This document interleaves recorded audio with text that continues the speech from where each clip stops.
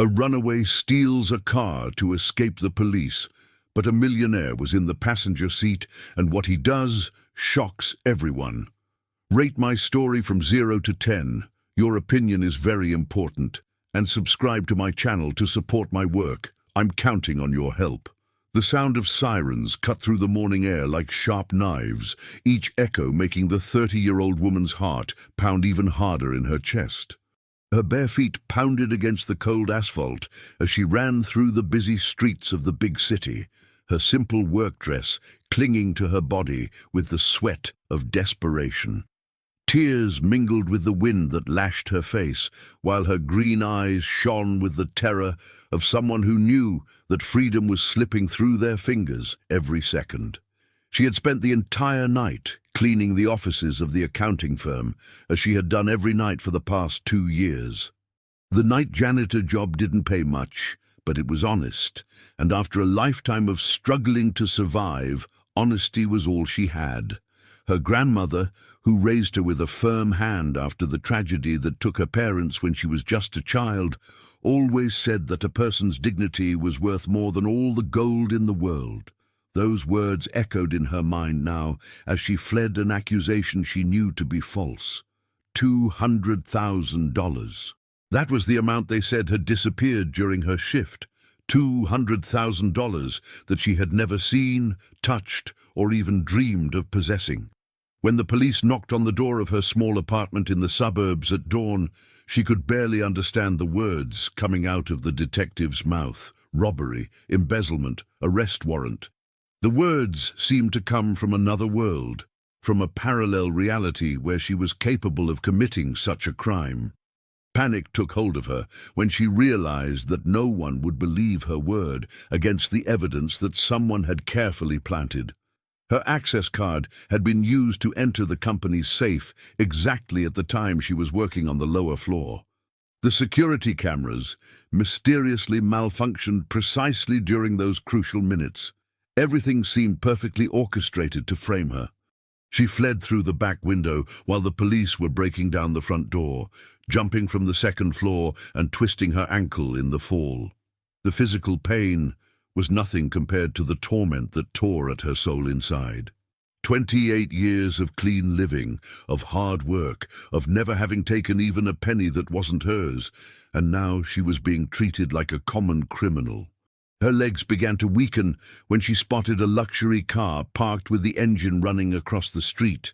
It was an imposing vehicle, black as night, with elegant lines that screamed money and power. Without thinking twice, she ran between the moving cars, ignoring the furious horns and the shouts of the drivers. The driver's side door was unlocked, as if fate was conspiring in her favor. She threw herself onto the soft leather seat, her trembling hands searching for the gear shift, when she realized she wasn't alone. In the passenger seat, a man was watching her with a calmness that bordered on the supernatural. He was tall, even sitting down it was noticeable, with broad shoulders that perfectly filled the bespoke dark grey suit. His brown hair was impeccably combed, and his deep blue eyes analyzed her with an intensity that made her freeze for a moment. He should be screaming, calling the police, fighting to get her out of his car. Any normal person would do that. But he simply adjusted the cuff of his white shirt, revealing a gold watch that probably cost more than her salary for an entire year, and said in a deep, controlled voice that made her shudder, "Drive." She blinked several times, thinking she was hallucinating. "What?" "You heard me. Drive. Right at the next corner." The sound of sirens was approaching rapidly. She didn't have time to question the man's sanity or understand his motives. She stepped on the accelerator, and the car glided smoothly down the avenue as if it were made of liquid silk. She had never driven anything so refined, accustomed only to public buses and endless walks through the city streets. "Faster," he murmured, checking the side mirror with the same calmness with which someone checks the time. They're 2 blocks behind. For the next 20 minutes, he guided her through streets she didn't even know existed, secret shortcuts of the metropolis that only someone with a lot of time and money could know. The car's engine purred like a satisfied feline, devouring miles without apparent effort as they left the city centre behind and entered the industrial suburbs. "Stop here," he said when they reached an apparently abandoned warehouse surrounded by vacant lots and closed factories. She obeyed, her hands still trembling on the steering wheel. Only now, with the sudden silence, could she hear the sound of her own heart beating erratically. She turned to face him, looking for signs of madness or danger on his perfectly sculpted face, but found only that disturbing calm that intrigued her from the first moment. "Who are you?" she asked, her voice hoarse from running and fear. He smiled for the first time, a small, enigmatic smile that didn't reach his eyes. "Someone who knows you didn't steal that $200,000. The words hit her like a punch in the stomach. She felt the tears returning to her eyes, but this time they weren't tears of despair. It was the first time in hours, maybe in days, that someone believed in her innocence without her needing to defend herself, explain, beg to be heard. "How can you be sure?" she whispered. He leaned slightly toward her, and she could smell the expensive cologne emanating from his skin, a masculine and sophisticated fragrance that matched everything about him. "Because I know who really stole that money. And I also know that you're not the first person he's used as a scapegoat." The world seemed to spin around her. "He, the chief accountant of the company where you work. He's been embezzling money for years, always very careful never to raise suspicion. But this time he needed someone to take the blame, and you were perfect, invisible, with no important connections, with no resources to defend yourself properly." She felt a mixture of relief and terror. If he was right, it meant there was hope of proving her innocence, but it also meant she was involved in something much bigger and more dangerous than she had imagined. And there was a question that haunted her since he entered her life in such a surreal way. "Why would you help me? You don't even know me." He looked away for the first time, staring at the empty warehouse in front of them. When he spoke, his voice carried a weight she couldn't completely decipher. "Because my company was also a victim of the same scheme, and because—" He paused for a long time, as if struggling with his own words. "Because I believe that sometimes fate puts the right people in each other's path at the exact moment they need it most." The silence that followed was filled only by the wind whistling between the metal structures of the warehouse. She watched him, trying to decipher the man behind that impeccable and controlled exterior. There was something in his blue eyes, a deep loneliness that she recognized because she had carried it inside herself for so long. "How do I know I can trust you?" she finally asked. He turned to face her again, and this time his smile was different, more genuine, touching the corners of his eyes in a way that made her feel a strange warmth in her chest. "You don't, just like I don't know if I can trust you. But sometimes life forces us to bet on unknown people. And I have the feeling that this may be the most important bet I've ever made." The distant sound of sirens broke the moment, reminding her that she was still a fugitive. He checked his gold watch and sighed. "We have a lot to talk about, and very little time to do it safely. I know a place where we can stay hidden while we find out the truth. But I need you to decide now. Are you going to trust me enough to come with me, or do you prefer to face this alone?" She looked at her own hands, calloused from hard work, then at his, soft and manicured like those of someone who has never had to fight for survival. They were from completely different worlds, and under normal circumstances, they would never meet. But nothing that day had been normal, and she felt that her old life had ended the moment she jumped out the window of her apartment. She took a deep breath, making the decision that would change everything forever, without knowing that she was about to embark not only on a journey to clear her name, but also on a discovery that would completely transform her understanding of love, trust, and the power of the most unlikely human connections. "I'll go with you," she said, and the words came out with a determination that surprised her. The countryside estate was a 2-hour drive from the city. hidden among hills covered in dense vegetation that seemed to protect the secrets of those who sought refuge there. Throughout the journey, they had spoken little, each lost in thoughts they dared not share. She watched the landscapes gradually change from concrete to green through the window, while he drove with the same calculated precision he had shown when guiding her through the escape from the city. The house that stood before them was an elegant but discreet construction, with natural stone walls and large glass windows that reflected the golden light of dusk. It wasn't ostentatious, as she imagined a millionaire's property would be, but there was a subtle sophistication in every detail that screamed refined money. The gardens were carefully planned, creating an atmosphere of peace that contrasted completely with the chaos she had left behind. "Is this where you live?" she asked, getting out of the car and feeling the cool afternoon breeze caress her face. "One of the houses," he replied simply, as if owning multiple properties was the most natural thing in the world.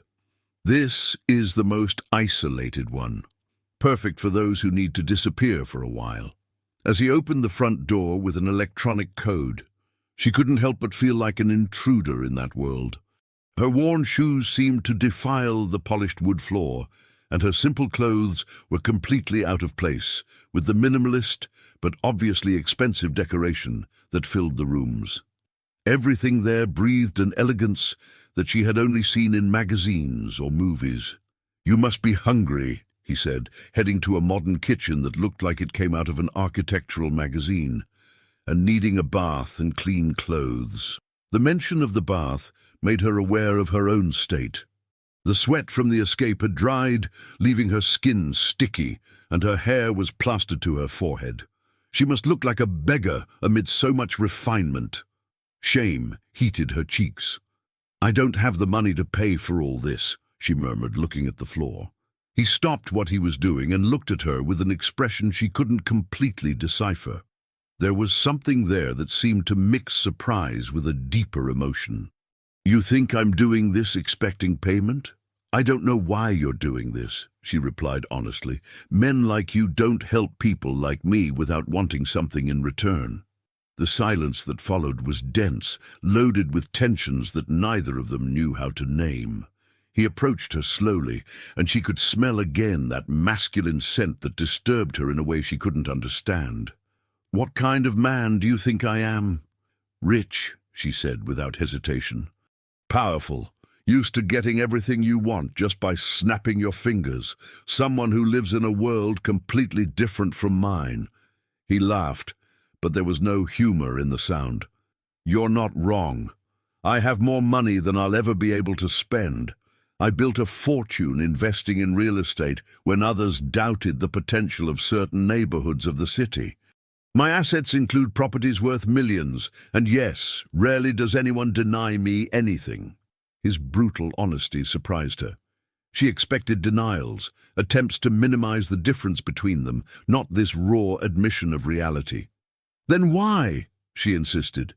He looked away, walking to the window overlooking the gardens bathed in the light of twilight. "Because for the first time in my life I found someone who looks at me like a common man, not like a walking bank account. When you got into my car this morning, your eyes didn't shine with greed or interest. You were simply desperate and needing help." His words touched something deep inside her, a wound she didn't even know existed. Throughout her life, she had been invisible to people like him. Maid, cleaning lady, another unimportant face in the crowd of workers who kept the city running while the powerful slept.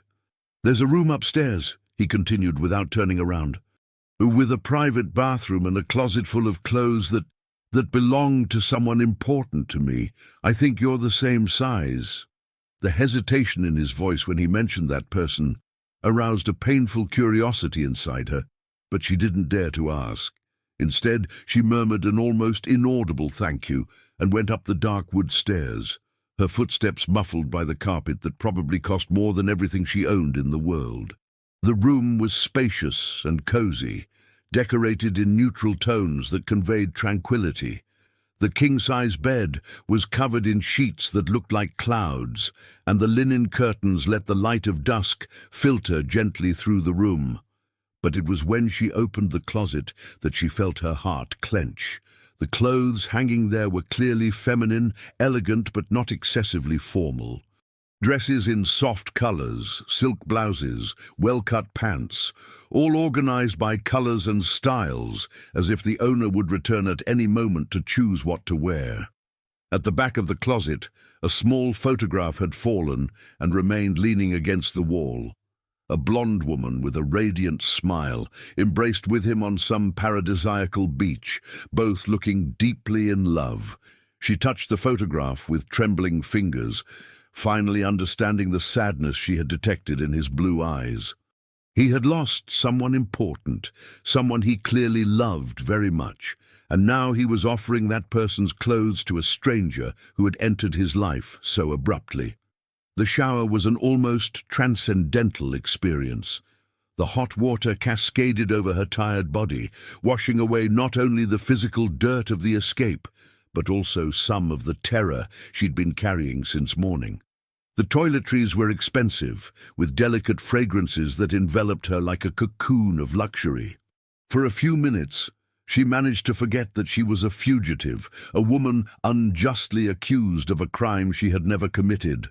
She chose a simple navy blue dress that enhanced her green eyes, and when she went downstairs, she found him in the kitchen, preparing a meal that smelled divine.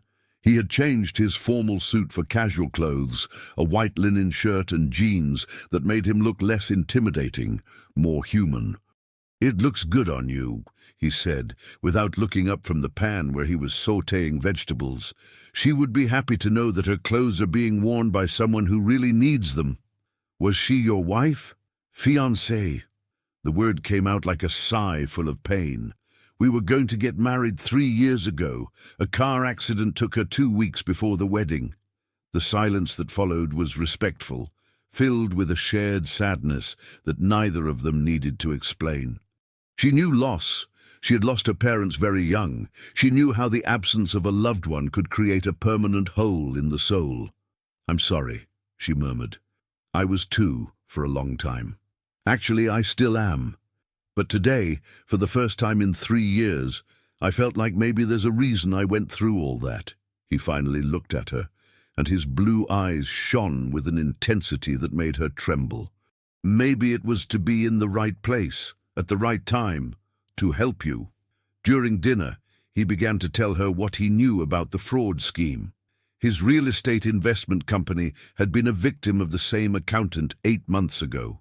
A considerable amount had disappeared from the funds earmarked for a new development, and when they began to investigate, they discovered a pattern.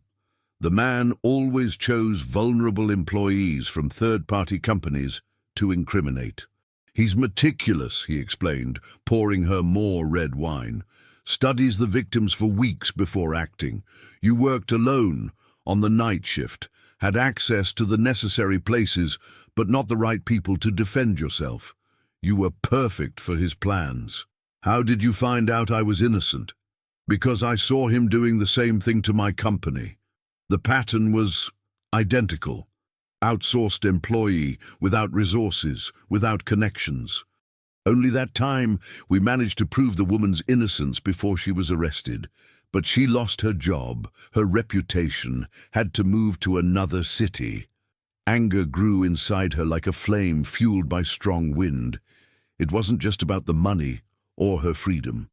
It was about how many other innocent people had suffered because of that man's greed. "We're going to get him," she said, surprised by the determination in her own voice. "We are," he agreed, "but it won't be easy. He has powerful connections, judges who owe favors, expensive lawyers. And now that you've fled, the situation has become more complicated." "What do you mean?" He hesitated, clearly struggling to find the right words.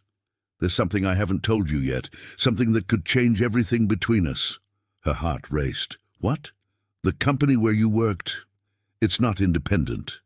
It's part of a larger conglomerate, a network of holdings that manage various businesses." He took a deep breath. And that conglomerate belongs to my family. The world seemed to collapse around her. The fork slipped from her hand and hit the plate with a metallic noise that echoed through the dining room like a gunshot. She stared at him, feeling a mixture of betrayal and disbelief burn her chest.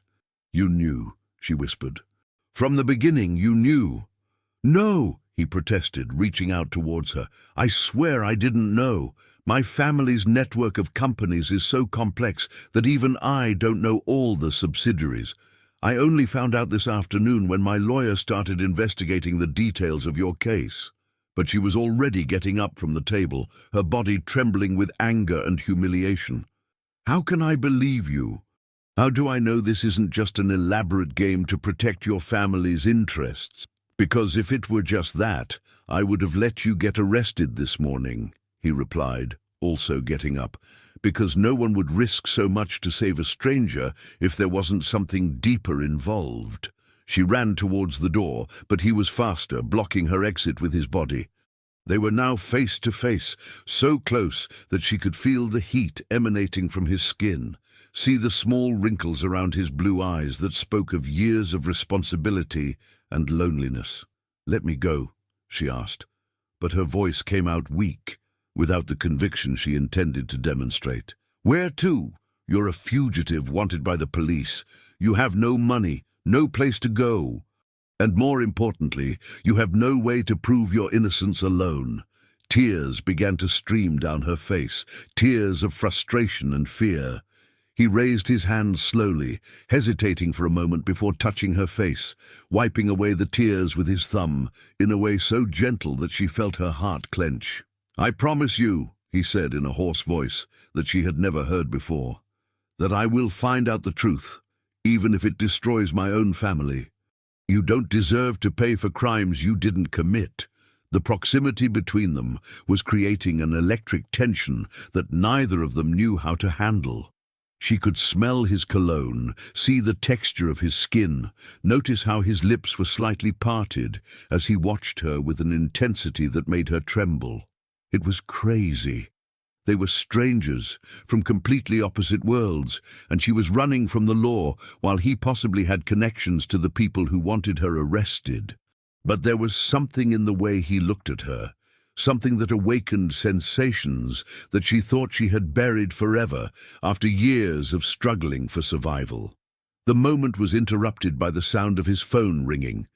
He moved away reluctantly, answering the call with an expression that quickly changed from frustration to concern. "When?" he asked on the phone. "Are you sure?" "Okay, thanks for the heads up." When he hung up, his face was pale. "What is it?" she asked, already fearing the answer. "They found out you're no longer in the city. They've set up roadblocks on all the main roads, and there's a reward of $100,000 for information leading to your arrest." The amount made her stagger. $100,000 was more money than she would earn in years of work, enough to tempt anyone to betray her. They were no longer just hiding from a routine police investigation. Now they were being hunted like dangerous criminals. "They're making it look like I'm a monster," she murmured. "No, they're afraid you'll prove your innocence." He approached again, but this time he kept a respectful distance. "Which means we're on the right track. But it also means the danger has just increased significantly." She looked out the window at the darkness that had swallowed the gardens, feeling as if the whole world was closing in around her. She had made the decision to trust him, but now that trust would be tested in ways she never imagined, and there was something in the way he looked at her that suggested that the coming days would challenge them in ways that went far beyond the simple matter of proving her innocence. The following days turned into a delicate dance between distrust and mutual need. She spent her mornings exploring the limits of the property, walking through the gardens that stretched as far as the eye could see, always alert for any suspicious movement on the horizon. He worked tirelessly in his makeshift office, making discreet calls and analyzing documents that he spread across the mahogany desk like pieces of a gigantic puzzle. The tension between them was palpable, loaded with unspoken words and glances that lasted longer than they should. During meals, they talked about the investigation, about strategies and clues, but there was a subtext in every word exchanged, an acute awareness of the physical proximity that the situation forced them to maintain. She noticed how he sometimes watched her when he thought she wasn't seeing, an intense look that made her heart race dangerously. On the third day of refuge, he made a discovery that changed everything. He was reviewing the financial records of several companies in the family conglomerate when he noticed a pattern that had gone unnoticed until then. The frauds weren't isolated cases. There was a systematic network of diversions that extended across at least a dozen different companies, all connected in some way to the main accountant. "It's not just about money," he said, showing her the documents scattered across the table. "It's about control. He's systematically sabotaging specific businesses, companies that compete with certain interests." She analyzed the papers, trying to understand the financial complexities that were completely alien to her world. "You're saying that someone is paying him to destroy these companies?" "Exactly. And look here." He pointed to a series of transactions that had been highlighted in yellow. "Every time a company is sabotaged, another specific company appears to buy the assets at prices well below market value." The name of the buying company was stamped on several pages, Golden Corporation. She had never heard of it, but the expression on his face said that it meant something important. "Do you know this company?" He was silent for a long moment, his hands clenched into fists on the table. "It's my older brother's company." The words fell between them like a bomb. She felt the blood drain from her face as the implications of that revelation crystallized in her mind. If his brother was involved in the scheme, it meant that the family itself knew about the frauds. And even worse, it meant that he could have been lying to her from the beginning. "Your brother is behind all this?" "I don't know," he replied, his voice loaded with an anguish that seemed genuine. "We haven't spoken in years. There's an old rivalry between us, issues related to family inheritance and control of the business. But I never imagined he was capable of something like this." She moved away from the table, feeling the walls of the office close in around her. "How can I be sure that you're not protecting him? How do I know that you're not part of the same scheme? Because if I were an accomplice, you would have been arrested days ago," he replied, getting up and walking towards the window. "And because I'm about to risk everything to expose this corruption, even if it means destroying my own family." The pain in his voice was undeniable, but she had learned to distrust the emotions of others. She had grown up in a world where people lied to survive, where trusting blindly could cost you your life, and now she was being forced to trust someone who clearly had secrets of his own. "Prove it," she said simply. He turned to face her, and she saw something in his blue eyes that she hadn't seen before, absolute determination mixed with a vulnerability that touched her unexpectedly. "Tonight, we're going to the city. I'm going to show you the offices of Golden Corporation, and we're going to get the evidence we need." "That's crazy. There are cops looking for me everywhere, and the reward for my head has only increased." "That's why it'll work. No one expects you to voluntarily show up in the city." He approached her, and again she felt that dangerous electricity that seemed to exist in the space between them. "But if we don't want to spend the rest of our lives on the run, we need to act now." His proximity was affecting her ability to reason clearly. She could feel the heat emanating from his body, see the texture of his tanned skin. Notice how his lips moved when he spoke. It was as if there was a magnetism between them that grew stronger every day, defying all logic and prudence. "What if it's a trap?" she whispered. "Then we'll both pay the price together." His answer surprised her. It wasn't a guarantee of safety or an empty promise. It was an honest declaration that they were united in the same risk, that he was willing to bet his own freedom on the trust he asked of her. That night, They dressed like an elegant couple going out to dinner. He wore a dark suit that accentuated his natural good looks, while she chose a black dress from the deceased fiancé's closet, along with a blonde wig that completely changed her appearance. When she looked in the mirror, she barely recognized the sophisticated woman who stared back at her. "You look beautiful," he said as she came down the stairs, and there was something in the way he spoke the words that made her heart skip a beat. The drive to the city was tense, filled with police roadblocks that they managed to avoid thanks to his knowledge of alternative routes. She held her breath every time they spotted police lights, but the luxury car and their appearance as a wealthy couple made them practically invisible to suspicion. The Golden Corporation building was an imposing structure in the heart of the financial district, all glass and steel that reflected the city lights like a gigantic mirror. The security system was sophisticated, but he knew the access codes, a legacy from the times when the brothers still maintained cordial relations in business. "How do you have these codes?" she asked, as they rode up the silent elevators. "Because until 2 years ago, I was a minority partner in this company," he admitted. "I left when I discovered some questionable practices, but my brother never changed the security codes." Arrogance, probably. His brother's office was a temple to financial success, walls lined with diplomas and certificates, a marble desk that dominated the room, and a panoramic view of the city that stretched to the horizon. But it was in the digital files that they found what they were looking for. She watched the door while he hacked the computer with an ease that surprised her. "Have you done this before?" "Don't ask questions you might prefer not to know the answer to," he murmured, focused on the screen. The files they found were devastating. Not only did they confirm the scheme of sabotage and buying bankrupt companies, but they revealed a network of corruption that extended through dozens of businesses.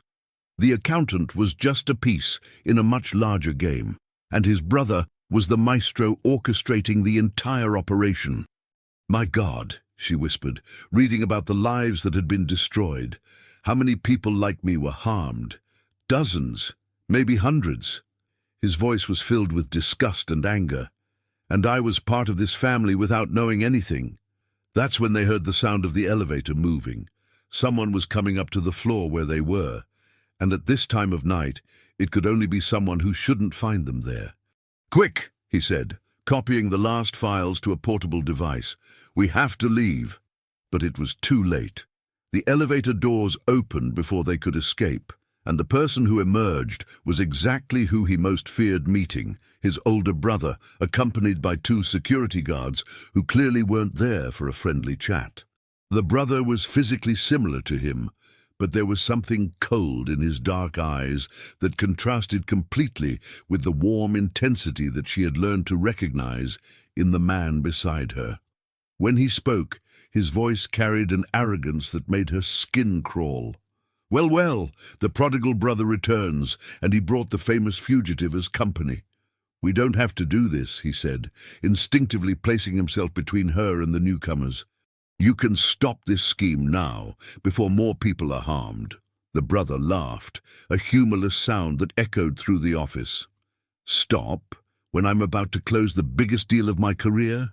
The scheme has worked perfectly so far, and I'm not going to let sentimentality get in the way of billions in profits. And how many lives are you willing to destroy for those billions?" "As many as necessary." The brother's gaze fixed on her with a predatory intensity. "Including hers, if necessary." The explicit threat made something inside him explode. She saw his muscles tense, saw the change in his posture that indicated he was ready to fight, even at a numerical disadvantage. "You're not going to touch her." "Ah, now I understand," said the brother with a cruel smile. "The powerful tycoon has fallen in love with the runaway cleaning lady. How touching, and how predictable." The words were like a slap in her face. Not only because of the cruelty, but because they touched on her deepest fears about what was really happening between them. Was it possible that all she felt was just gratitude for being saved? Was it possible that he was just indulging in a romantic fantasy before handing her over to the authorities? But when she looked at him, she saw something in his eyes that dispelled all doubts. There was a protective fury there that couldn't be faked, a determination that went far beyond any game or manipulation. He cared about her for real, and he was willing to risk everything to protect her. "The files," murmured the brother to one of the security guards. "Get the device and erase everything." That's when she made a decision that would change everything. Instead of remaining as a passive victim, she moved. Years of heavy physical labor had given her an agility that the men in suits didn't expect. She managed to grab the device before the security guard reached the desk, and in a desperate action, she broke the window with a chair and screamed for help into the silent city night. The sound of the shattering glass echoed through the financial district like an alarm, and soon lights turned on in nearby buildings. The brother cursed, realizing that the situation had gotten out of control. "This isn't over," he said, retreating towards the elevator. "You don't know who you're messing with." When they were finally alone in the destroyed office, she and he looked at each other amidst the shards of glass and scattered papers. Both were breathing heavily, adrenaline still coursing through their veins, but there was something different in the air between them. The proximity of danger had removed all the barriers they had been building, leaving only the naked truth that they cared about each other in a way that went far beyond the situation that had brought them together. "We did it," she said, holding the device as if it were a treasure. "We got the evidence, but now he knows that we know." He approached her, and this time there was no hesitation in his movements. "And that puts us in far greater danger than any arrest warrant." She knew he was right. They had crossed a line from which there was no return, and the coming days would test them in ways they couldn't yet imagine. But when he reached out to her among the wreckage of the office, she took it without hesitation, feeling that together they might be strong enough to face any storm that was approaching. The escape from the Golden Corporation building was frantic and desperate. They descended the emergency stairs while the sound of sirens approached, knowing that his brother had mobilized not only private security, but also his contacts in the police. The evidence they carried was explosive enough to topple an entire network of corruption. But first, they needed to survive long enough to deliver it to the right authorities. For 2 weeks, they lived like ghosts, constantly changing hideouts. He had liquidated some of his assets discreetly, converting millions into cash that could be easily transported. The fortune he had accumulated over the years, built through careful investments and smart real estate speculation, now became their salvation and hers. The proximity forced by the clandestine life had intensified everything between them. Nights in cheap motels where they shared small rooms, always alert for any suspicious noise. She discovered that he snored slightly when he slept, and that his hair got messy in the morning in a way that made him less intimidating and more human. He noticed that she talked to herself when she was nervous, murmured prayers that her grandmother had taught her in childhood, and that her green eyes changed color depending on the light. The sexual tension that had been growing since the first day finally exploded on a stormy night when they were hidden in a remote inn in the mountains. The constant fear, the adrenaline, and the forced intimacy created an electric atmosphere that neither of them could ignore anymore. When she came out of the bathroom and found him looking out the window at the pouring rain, something in the air changed definitively. "Are you afraid they'll find us?" she asked, approaching him. "I'm afraid of losing you," he replied without turning around, his hoarse voice loaded with brutal honesty. "And I'm afraid that when this is all over, you'll realize that we don't belong in the same world." She touched his shoulder, feeling the tension in his muscles. "And you're afraid that I'm only here because I have no choice?" Finally, he turned to face her, and what she saw in his blue eyes made her tremble. It was pure desire mixed with a vulnerability that he rarely allowed to show. "It's not just that," he whispered. It's that for the first time in my life, I've found someone who sees me as a man, not as a bank account. Someone who challenges me, who isn't afraid to confront me when she thinks I'm wrong. And you found someone who treats me like I matter, she replied, touching his face with trembling fingers. Like my opinion is worth something, like I'm more than just an invisible cleaning lady. The kiss that followed was inevitable, loaded with weeks of repressed tension and emotions that neither of them knew how to name. It was desperate and gentle at the same time, a silent declaration that they had become something more than allies on the run. When they finally separated, both were breathing heavily, emotions on the surface. "This changes everything," he murmured against her lips. "It had already changed a long time ago," she replied. "We just didn't want to admit it." That night, they gave themselves to each other with a passion that surprised both of them with its intensity. It wasn't just physical attraction. It was the need of two lonely souls who had found completeness in each other. He treated her as if she were made of precious crystal, exploring every curve of her body with a reverence that made her feel like a goddess. She discovered that beneath all that sophistication and control was a man hungry for true love, someone who had spent years building walls around his heart. Dawn found them intertwined, and for the first time in weeks she felt truly safe. But reality soon came knocking in the form of an urgent call. His lawyer had managed to arrange a meeting with a federal prosecutor who was investigating cases of corporate corruption. It was the chance they had been waiting for, but it also meant leaving their hideout and exposing themselves to danger again. The meeting took place in a neutral location, a busy coffee shop in the center of a small town where they could blend into the crowd. The prosecutor was a serious, middle-aged man who listened carefully as they presented the evidence. The digital files contained not only proof of the fraud scheme, but also recordings of compromising conversations and bank transfers that linked dozens of influential people to the conspiracy. "This is enough to destroy careers and send important people to prison," said the prosecutor, analyzing the documents. "But you understand that you will be needed as witnesses, and that this will put you in considerable danger." "We understand," he replied, holding her hand under the table. "But we can't let more innocent people pay for crimes they didn't commit." The process that followed was long and painful.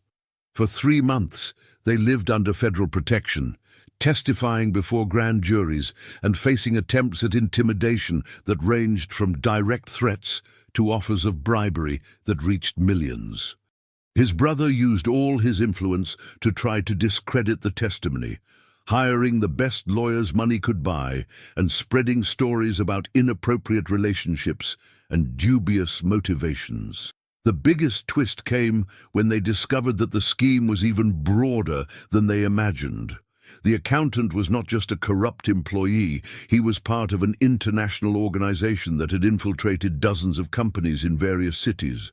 His brother was just one of many executives who had been co-opted by the promise of extraordinary profits.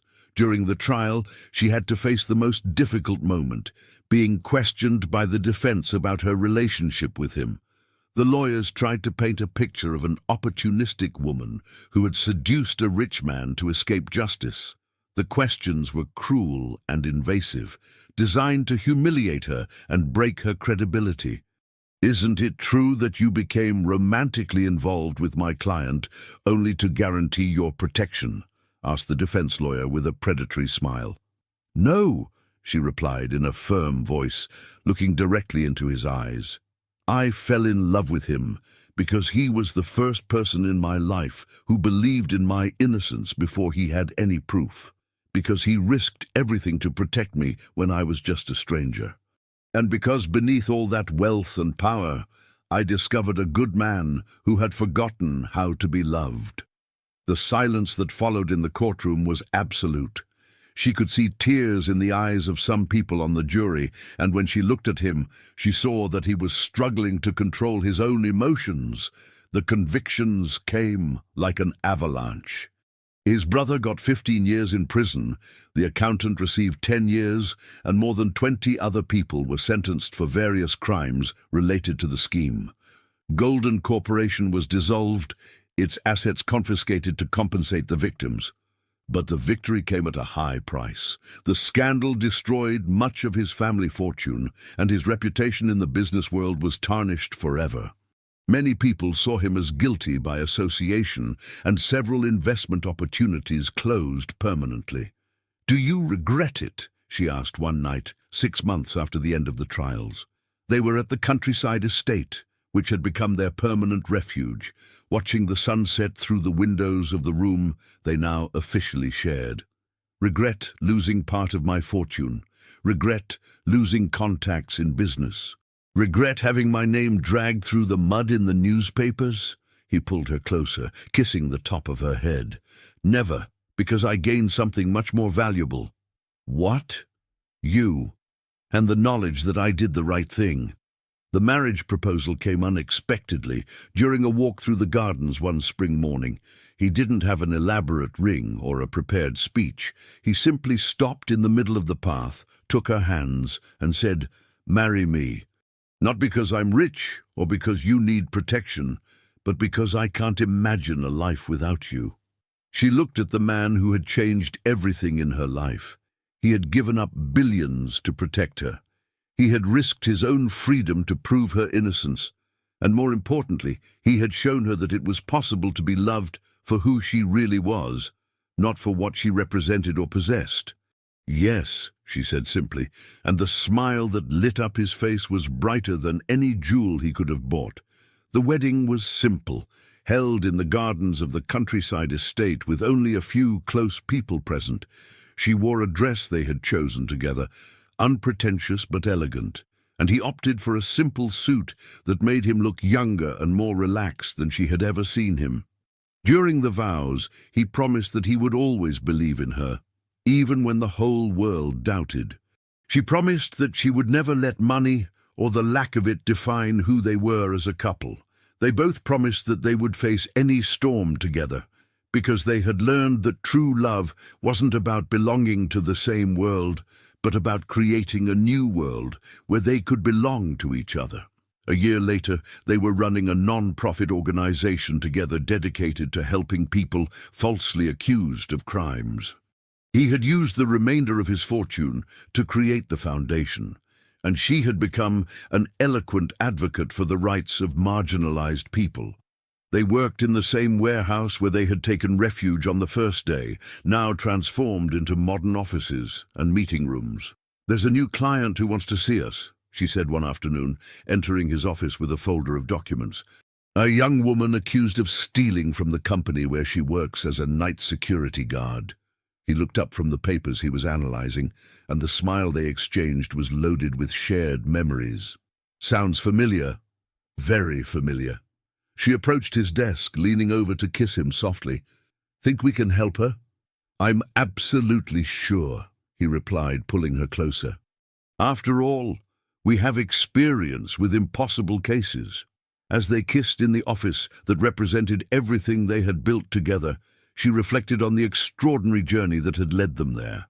They had started as strangers from opposite worlds, united only by need and desperation. But they discovered that true love had the power not only to overcome social and economic differences, but also to transform two people into better versions of themselves. Outside the window, the sun was setting over the gardens that had become silent witnesses to their love story. And although the future still held challenges and uncertainties, they knew that they would face everything together, with the certainty that they had found something rare and precious, a love that had been born from adversity and strengthened through every trial.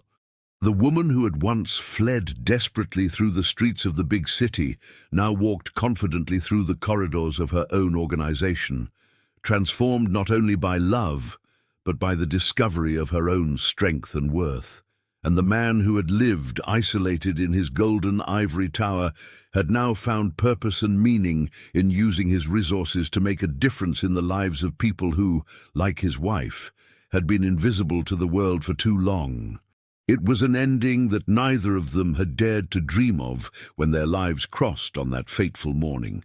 But that proved that sometimes the best love stories are born from the most improbable moments and become legacies that transform not only two lives, but the world around them.